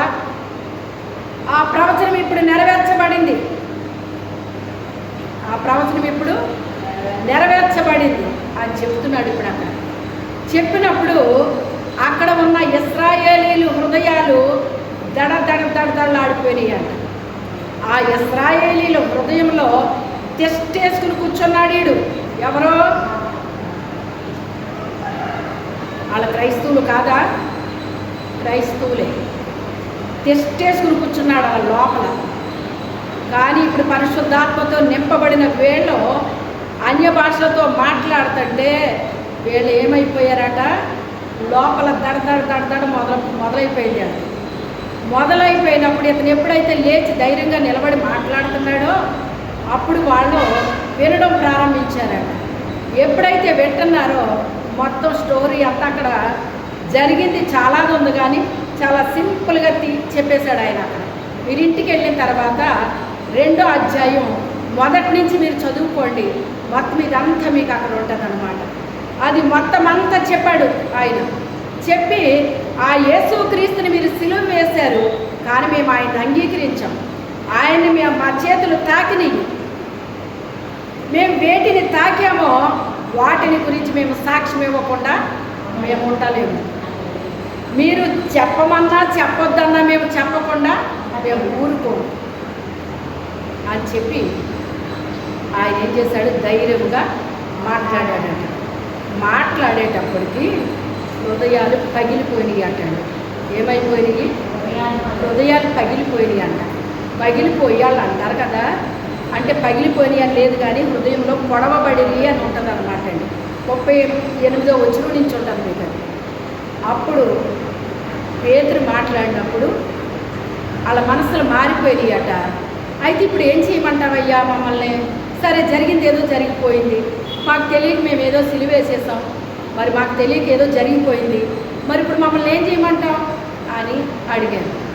ఏదైనా సరే జరిగిన దానికి మనం ఏమి చేయలేము. నేను ఎప్పుడు అదే చెప్తాను, ఎవరికైనా సరే జరిగింది వదిలేయండి అంటాను నేను. జరగాల్సింది చూడండి అంటాను. జరిగిన దాన్ని ఏమైనా చేయగలమా అండి? ఏమీ చేయలేము. జరగాల్సిన దాన్ని మనం ఏం చేసుకోవాలి? సరి చేసుకోవాలి. అదే చెప్తాను నేను ఎప్పుడు, ప్రభువు కూడా అదే చెప్తాను. అయితే మేమేం చేయము ఇప్పుడు, మరి జరిగింది ఏదో జరిగిపోయింది, ఇప్పుడు ఏం చేయమంటాం అంటే ఇప్పుడు మాకు మార్గం ఏంటి? మేమేం చేస్తే ఇప్పుడు మాకు మేము రైట్ అవుతాం? ఇప్పుడు జరిగిందని మేము వెనక్కి వెళ్ళి ఏం చేయలేం కదా, మరి ఏం చేయమంటాం అని అడిగారు వాళ్ళు. మీరు మనసు మార్చుకోండి. ఏం చేయాలి మీరు ఇప్పుడు? యేసు క్రీస్తు దేవుని కుమారుడని మీరేం చేయాలి? అంగీకరించాలి, మనస్సు మార్చుకోవాలి, మారు మనసు రావాలి మీకు. ఎప్పటి వరకు ఉన్న మనసు పోవాలి, మీ మనసులో మార్పు రావాలి. యేసు క్రీస్తుని దేవుని కుమారుడిగా మీరు ఏం చేయాలి? అంగీకరించాలి. ఆయన మన కొరకు వచ్చాడని, మన కొరకు తన ప్రాణాన్ని అర్పించాడని, ఆయన రక్తం వలన తప్ప మనకి పాప క్షమాపణ పవిత్రత లేదని మీరు తెలుసుకోవాలి అని చెప్పాడు ఆయన. చెప్పినప్పుడు వాళ్ళ మనసులు మారిపోయినాయి అంట. ఎందుకు మారిపోయినాయి అంట? హృదయాలు పగిలిపోయినాయి అంటండి. ఈ హృదయాలు పగిలిపోయినప్పుడు, మనసులు మారినప్పుడు పాప క్షమాపణ నిమిత్తం మీరు బాప్తిసము తీసుకోండి. అప్పుడు పరిశుద్ధాత్మ అనే వరం మీ మీదకి వస్తుంది, మీకు మీ పిల్లలకి కూడా వస్తుంది అని చెప్పాడు. అప్పుడు ఆ రోజుని ఆ మాటలు విని 3,000 మంది రక్షించబడ్డారటండి. హల్లెలూయా! 3,000 మంది. సాతానుడు ఎంత ఆపాడు? సాతానుడు ఎంత ఆపినా దేవుడు పూనుకున్న తర్వాత ఆడికి అవకాశం ఇచ్చేస్తాడండి దేవుడు. నువ్వు ఎంత చేస్తావో చేసుకొని వదిలేస్తాడు దేవుడు. ముందు చేసుకునేటప్పటికి వాడు ఇంకేమీ చేయలేడు. ఇంక దేవుడు ఇంక మొత్తం అంతా నేను అంతా నాశనం చేసి పడేశాను, ఇంక దేవుడు ఏం చేయలేడు వీళ్ళని అనుకుంటాడు అనమాట. అన్నాడు పిచ్చు అనుకునేటప్పటికి దేవుడు ఏం చేస్తాడో, అయిపోయిందా, నువ్వు చెయ్యాలనుకున్నా చేస్తావా, ఇంకేమైనా ప్రయత్నం చేస్తావా? ఇంకేం చేయను, అయిపోయింది, నీ ఓడి పని అయిపోయింది. ఇంకా ఆడేం చేయలేడక్క, అక్కిడికి కదా వాడేం చేస్తాడు ఇంకా అనుకున్నాడు అనమాట. సరే అయిపోయింది కదా, నీ పని అయిపోయింది కదా, ఇప్పుడు నా పని ప్రారంభిస్తాను చూడని దేవుడు చేశాడు. ఏం చేస్తాడు దేవుడు? చూసుకుంటే ఏమైనా చేయగలడు. కథ మొత్తం మార్చగలడు ఆయన. మార్చి పడేశాడా లేదా? ఒక్క అభిషేకంతో ఏం చేశాడు ఆయన? మార్చి పడేశాడు. అప్పటి వరకు ఒక్క ఆత్మ కూడా రక్షణలోకి వచ్చిందండి. ఇప్పుడు ఏం చేశాడు ఆయన? ఎంత వాక్యం చెప్పాడు అతను? గోళంత వాక్యం అని చెప్పాడా? చెప్పిన కొద్ది మాటలకే మనసులు మారిపోయి అంట. ఇప్పుడు పరిశుద్ధాత్ముడు వాళ్ళలో కార్యం చేయడం ప్రారంభించాడు. హృదయాలు పగలగొట్టేశాడు ఆయన. ఇప్పుడు వాళ్ళ మనసులు మారిపోయి బాప్తీసాలు తీసేసుకున్నారు. ఇప్పుడు పరిశుద్ధాత్ముడు ఎక్కడికి వచ్చాడు? వాళ్ళ హృదయాల్లోకి వెళ్ళిపోయాడు. ఎప్పటి వరకు ఎవరున్నాళ్ళు వాళ్ళ హృదయాల్లో సాతాను తిష్ట వేసుకుని కూర్చున్నాడని. ఇప్పుడు ఏమయ్యాడు? పారిపోయాడా లేదు? ఇప్పుడు పరిశుద్ధాత్ముడు వచ్చాడు వాళ్ళలో. పరిశుద్ధాత్ముడు వచ్చి వాళ్ళు ఒప్పించేస్తే ఇప్పుడు వాళ్ళు ఏం చేశారట? బాప్తీసాలు తీసేసుకున్నారు. బాప్తీసాలు తీసేసుకున్నారు. అపోస్తుల బోధ వినడం ప్రారంభించారంటే ఇప్పుడు ఏం చేస్తున్నారు? అపోస్తుల బోధ యందు, సహవాసం అందు, రొట్టె విరుచుట యందు నానక కూడుకుంటాం మొదలు పెట్టారటండి వీళ్ళు.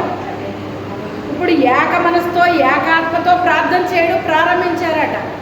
అందుకే ఏక మనసుతో ఏకాత్మతో ప్రార్థన చేస్తే సాతానుడికి భయం. అందుకే వాడు వద్దంటాడు అన్నమాట. ఏమంటాడాడు? ఏక మనసు రావాలి మొదట. ఇశ్రాయేలీలాగా మనం కూర్చుని ఎన్ని ప్రార్థనలు చేసినా అది కాదు జరిగేది. అలా జరగదు కార్యం. ఏం రావాలి మన మధ్య? ఏక మనసు ఏకాత్మ రావాలి. అప్పుడు ప్రార్థన చేస్తే అప్పుడు కార్యాలు జరుగుతాయి అన్నమాట. మన హృదయాల్లో మార్పు లేకుండా, ఏమీ లేకుండా మనం గంటల కూర్చుని ప్రార్థన చేస్తే ఆడికి ఏమన్నా బాధ, ఆడికి ఏమన్నా నొప్ప, ఆడికి ఏమన్నా భయమా? చేసుకోండి, ఎంతసేపు చేసుకుంటారు చేసుకోండి అని వదిలేస్తాడు. ఎలా ఉండాలి మన ప్రార్థన? మొదట హృదయంలో మార్పు జరిగిపోవాలి, మనసులు మారిపోవాలి. మనసు మారిపోతే మొత్తం టోటల్గా మనిషి అంతా మార్పు వచ్చేస్తుంది. ఆలోచనలో మార్పు వచ్చేస్తుంది, చూపుల్లో మార్పు వచ్చేస్తుంది, ప్రవర్తనలో మార్పు వచ్చేస్తుంది, నడవడికలో మార్పు వచ్చేస్తుంది, సమస్తంలో మార్పు వచ్చేస్తుంది. మార్పు చూస్తేనే జడుగుతాడు.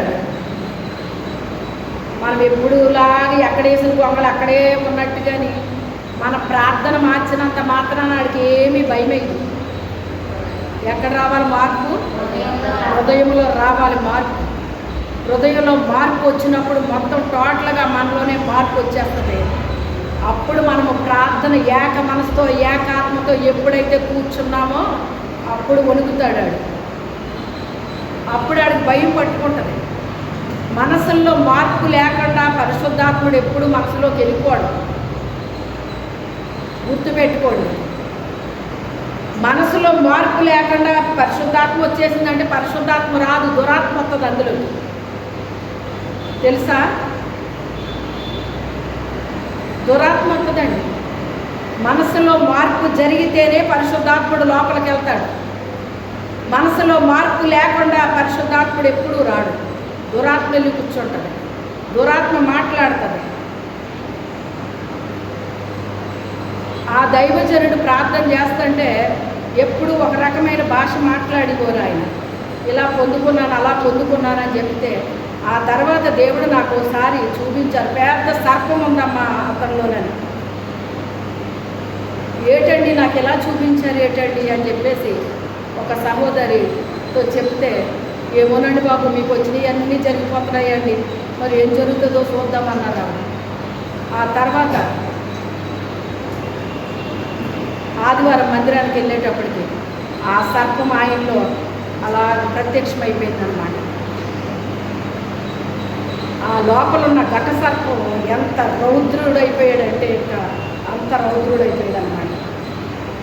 ఆ తర్వాత ఆవిడ అంటున్నారు, గుండెల మీద చెయ్యేసుకుని, అమ్మో శారా గారు మీకు వచ్చిన దర్శనం నెరవేరిపోయిందండి బాబోయ్, ఏంటండి ఆయన అలాగైపోయాడు, ఆయనలో సర్పం ఉందండి. ఒక సేవకుల్లో సర్పం ఉందని ఎవరన్నా అనుకుంటారండి? అది ప్రవేశించేసింది ఆయనలో. తెలియట్లేదు, ఎవరికి తెలియట్లేదండి. అందుకే చెప్తాను, ఆత్మనేత్రాలు తెరవబడిన వాళ్ళకి అన్నీ తెలుస్తాయి, కానీ ఆత్మనేత్రాలు తెరవబడకపోతే ఏమీ తెలియదండి, ఏమీ తెలియదు. అందుకే ఆత్మనేత్రాలు తెరువు ప్రభువా, నా హృదయం తెరువు ప్రభువా, నా హృదయంలోకి రండి నాయన, నేను నీకు నిలయంగా మారాలి తండ్రి, ఇలా ప్రార్థన చేసుకోవాలి. అంతే తప్ప ప్రార్థన చక్కగా వల్లిస్తే సాహిత్యానికి ఏమీ భయం ఉండదు, ఏమీ భయం ఉండదు. సుఖభక్తి చెయ్యకూడదు. సాతానుడు ఏం చేయాలి? వణకాలండి. ఇద్దరు వృద్ధులు అంటండి కలిసి, ప్రభువా ఈ గ్రామాన్ని రక్షించిన ఆయన అని చెప్పేసి ఏం చేస్తున్నారట? ప్రార్థన చేస్తున్నారట. రోజు ప్రార్థన చేస్తున్నారట. ఇద్దరు స్త్రీలు, వృద్ధులు, వాళ్ళు ప్రార్థన చేస్తే చివరికే ఆ గ్రామాన్ని రక్షించాడటండి దేవుడు. ఇద్దరు స్త్రీలు ప్రార్థన సాతాన్ని ఉడికించిందా లేదా? అలా ఉండాలి ప్రార్థన అంటే. ఎంతసేపు మన అవసరాల కొరకు, మన అక్కర్ల కొరకు, మన ఆటల కొరకు, మన ఈట్ల కొరకు, వీట్ల కోసం చేస్తుంటే ఏక పరిశుద్ధాత్మ కార్యాలు ఏం జరుగుతాయి అక్కడ? ఇది సైతాను కుయుక్తిది. అవసరాలు రాకుండా ఉండవు, మనకు అందరికీ అవసరాలు వస్తాయి. మన మనిషిని పుట్టిన ప్రతి వ్యక్తికి అవసరం ఉంటుందా ఉండదా? చిన్న బిడ్డ మొదలుకొని వృద్ధుల వరకు అవసరం ఉంటుందా ఉండదా? అవసరం వైపు తిప్పుతాడు సైతాను. దేవుడు ఏం చెప్పాడు మనకి? తన మహిమైశ్వర్యాన్ని బట్టి మన ప్రతి అవసరాన్ని తీరుతానన్నాడా లేదా ఆయన? మరి తీరుతాడా లేదా ఆయన? ఒక్క ప్రార్థన చాలు, నీ అవసరం తీర్చబడ్డానికి ఒక్క ప్రార్థన చాలు. మంది అక్కర్లేదు మనకి. ప్రార్థన అందరం కలిసి చెయ్యాలి అంటే దేనికోసం చెయ్యాలి? ఆత్మల రక్షణ కొరకు చెయ్యాలి. దాని కొరకు రావాలి మనకి ఏక మనసు, ఏకాత్మని. హృదయంలో మార్పు రావాలి మనకి. హృదయంలో మార్పు వస్తే ఆలోచనలో మార్పు వచ్చేస్తుంది. ప్రవర్తనలో మార్పు వచ్చేస్తుంది, ప్రతి దాంట్లో మార్పు వచ్చేస్తుంది. అప్పుడు చేసిన ప్రార్థనకే బలమైన కార్యాలు దేవుడు జరిగిస్తాడు. అందుకే సాతానుడు తన కుయుక్తి చేత ఏం చేస్తాడంటేనంట, మనసులు చెరిపేస్తాడటండి. మన మీద, మన కుటుంబం మీద, వాళ్ళ మీద, వీళ్ళ మీదే పెడతాడట సైతాన్ని తీసుకెళ్ళి మనసంతా పట్టుకెళ్ళి. అర్థమైందా? నీకు అది అవసరం ఉంది కదా, నీకు ఇది అవసరం ఉంది కదా, వాళ్ళు నిన్ను అలాగన్నారు, వీళ్ళు నిన్ను ఇలాగన్నారు, వాళ్ళు హేళన చేశారు, వీళ్ళేమో ఏటో అన్నారు, ఇవన్నీ చెప్తూ ఉంటాడు మనకి. ఆడి స్టోరీలు వింటారా మీరు? ఆడు చెప్పిన స్టోరీలు వింటారా? నశించిపోతున్న ఆత్మల కొరకు భారం కలిగి ప్రార్థన చేస్తారా? ఏది కావాలి మీకు? వాళ్ళు దేవుడు ఎందుకు పుట్టించుకున్నాడు మనల్ని? ఇవన్నీ మనకి ఎందుకు ఏర్పాటు చేశాడు? అన్నీ మనకున్నాయి, అనేక మందికి లేవు కదా.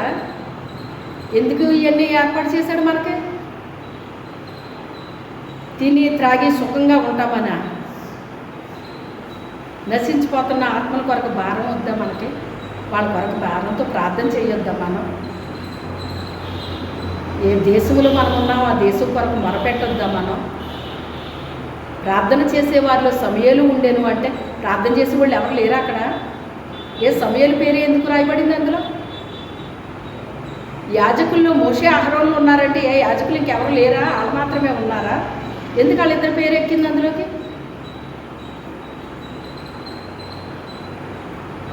ఏ పని అయినప్పటికైనా కూడా అది దేవునికి ఇష్టకరంగా మనం ఆ పనిని చెయ్యాలండి.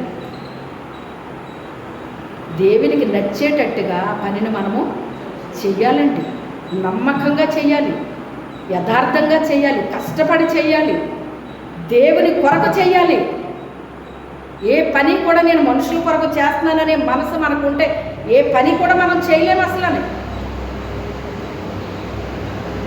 ఏ దేశంలో మనం పుట్టామో ఆ దేశం గురించి మనకు భారం లేదా? ఉండాలా ఉండొద్దా? మన దేశం నశించిపోతుందనే భారం ఉండాలా ఉండొద్దా? చెయ్యాలి, ప్రార్థన చెయ్యాలి. అంతే తప్ప ఎప్పుడు చూసినా మన అవసరాలు మనక్కర్లు అంటే ఒక్కటే నువ్వు గుర్తుపెట్టుకో. మన అవసరాలు మనక్కర్లే గుర్తు చేస్తున్నాడు అంటే సాతానుడు నిన్నేం చేశాడు? నీ మనసును చెరిపేశాడని నువ్వు ఆలోచించుకోవాలి. నీకు గుర్తొచ్చేయాల మాట. ఏంటి అంతసేపు ఇవి గుర్తొస్తున్నాయి ఏంటి? నాకు నశించిపోతున్న ఆత్మల కొరకు ప్రార్థన చేయాల్సింది నేను ఎంతసేపు నేను, నా కుటుంబం, నాది ఇదే గుర్తొస్తుంది ఏంటి నాకు? అమ్మో, సాతానుడు ఏం చేశాడు? నా మనసునే చెరిపేశాడని అర్థం అవ్వాలి నీకు. ఇది నీకు అర్థమైతే ఈరోజే ఈ క్షణంలోనే వదిలేస్తావు దాన్ని. మన కుటుంబం కోసం మనం చేయకపోతే ఎవరు చేస్తారో చేసుకోవాలి, కానీ ఎంత చెయ్యాలి? మనం నశించిపోతున్న ఆత్మల కొరకు మనం భారం కలిగి ప్రార్థన చేసినప్పుడు మన కుటుంబం కోసమైనా మన వ్యక్తుల కోసమైనా ఒక్క చిన్న ప్రార్థన చేస్తే చాలు. ఇంకా పోలంత అక్కర్లేదు వాళ్ళకి. ఒక్క మాట అడిగితే సరిపోద్ది. రోజు ఎడితే కూర్చోక్కర్లేదు వాళ్ళ గురించి. మనం గంటల వాళ్ళ కోసం చేయవసరం లేదు. అలాగా నువ్వు వాళ్ళ కోసమే చేస్తా కూర్చుంటున్నావు అంటే సాతానుడు నిన్ను బోల్తా కొట్టించాడని అర్థం అన్నమాట.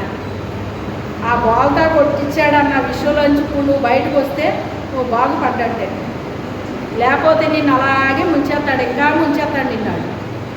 ఇప్పటికే ఆల్రెడీ మునిగిపోయావు చాలాదే, ఇంకా ఏం చేస్తాడు? తీసుకెళ్ళి మొత్తం ముంచి పారేస్తాడు అనమాట. ఇంకేం జరుగుతుందో నీకు తెలియదు. ఇంకా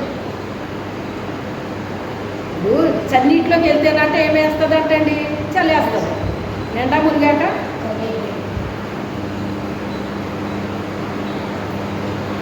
దేవుని యొక్క ఆ కృపా కనికరాలు మన మీదకు వచ్చినాయి కాబట్టే మనకి విషయాన్ని చెప్పాడు ఈరోజు ఆయన.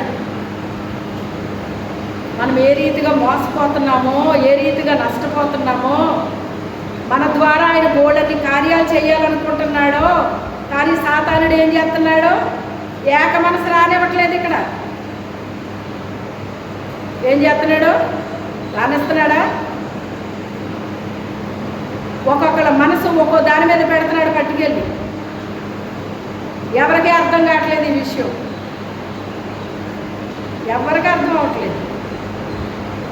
అయ్యో నా కుటుంబ పరిస్థితి మరి ఎలా ఉందండి, మరి నా కుటుంబ పరిస్థితి ఎలా ఉందంటే ఇంకా అలాగే ఉంటుంది. అది అలాగే ఉంటుంది, ఇంకా చెడిపోతుంది, బాగుపడటం ఉండదు. ఇంకా మనం ఎవరి కోసం ఆలోచించాలి? ఏ దేవుడు మనల్ని సృష్టించుకున్నాడో పుట్టించాడో ఆయన గురించి ఆలోచించాలి. ఆయన ఏం చెప్తున్నాడో దాన్ని మనము చెయ్యాలి. ఒక సంఘములో ఉన్నాం కనుక సంఘములతో కలిసి మనం ఏం చేయాలి? ఏకీభవించి ఏక మనసుతో ఏకాత్మతో ప్రార్థన చేయాలి. అప్పుడే దేవుని కార్యాలు జరగడం ప్రారంభమవుతాయి. మరి ఆ రోజు నుంచి ప్రారంభమైనయా లేదా కార్యాలు జరగడం? మరి సాతానుడికి భయం పట్టుకుందా లేదా? మరి ఎంత ఆటంకం వచ్చింది వాళ్ళకి? యేసు నామములో మీరు ప్రకటించడానికి వీలు లేదన్నారా లేదా? కార్యం జరిగేటప్పుడే ఇలాంటి ఆటంకాలన్నీ వస్తాయండి. ఏది జరగకపోతే ఏ గొడవ ఉండదండి. సాతానికి ఏమైనా ప్రాబ్లం పెట్టి ఎప్పుడైతే దైవ కార్యం జరుగుతుందో సాతానికి తలపోటు వస్తుంది. ఎవరి ద్వారా జరుగుతుందో వాళ్ళ గురించి తలపోటు వస్తుంది. వాళ్ళని ఆపాలంటే మిగతా వాళ్ళని ఏర్పాటు చేస్తాడు. అర్థమైందా? ప్రార్థన చేద్దాం. ఒకరు మీలో ప్రేరేపించబట్టి వారు ఒకరు ప్రార్థన